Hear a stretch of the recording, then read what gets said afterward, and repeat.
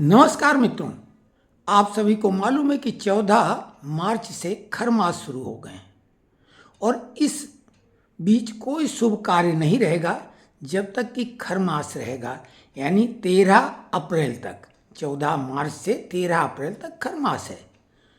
तो खर मास के अलावा मल मास भी होता है। इस वीडियो में हम आपको बताएंगे कि खर मास कब ये लगता है या शुरू होता है और मल मास क्या होता है, ये कब लगता है, इसमें क्या किया जाता है और क्या नहीं किया जाता है, यानी किसकी वर्जना है और क्या ज़्यादा शुभ फलदायक होता है। तो जैसा कि अभी हमने आपको बताया कि वर्तमान में खर मास चल रहा है और इसमें विवाह, शादी, मुंडन, यज्ञोपवीत या अन्य शुभ कार्य नहीं संपन्न किए जाते हैं। ये कब होता है?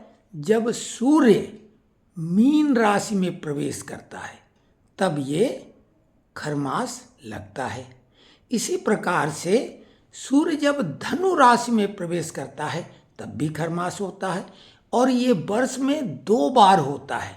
जैसे कि पिछला खर मास 15 दिसंबर 25 से लेके 14 जनवरी 26 तक था और अगला फिर से सूर्य धनु राशि में प्रवेश करेगा 16 दिसंबर 26 से 14 जनवरी 27 तक, तब खर मास रहेगा।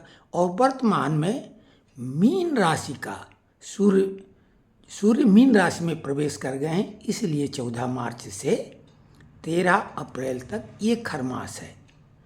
तो ये तो आपको मालूम हो गया कि ये खर मास है, लेकिन मल मास क्या होता है?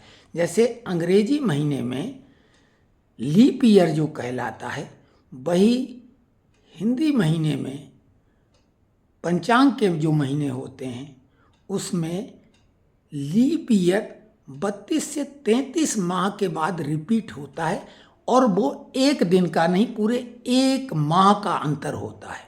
कृष्ण पक्ष और शुक्ल पक्ष के बीच में पूरे 2 पखवाड़े का एक मल मास होता है और पिछला मल मास 18 जुलाई से लेके 16 अगस्त 23 तक था और ये श्रावण मास था। इस वर्ष 2026 में भी मल मास है 17 मई से 15 जून तक और ये ज्येष्ठ में है। अगला मल मास 29 में आएगा और वो भी श्रावण मास का होगा। मल मास निर्धारित है कि कृष्ण पक्ष पूरा होने के बाद ये शुरू होता है 2 पखवाड़े के लिए, पूरा 1 महीने के लिए, और फिर शुक्ल पक्ष आता है।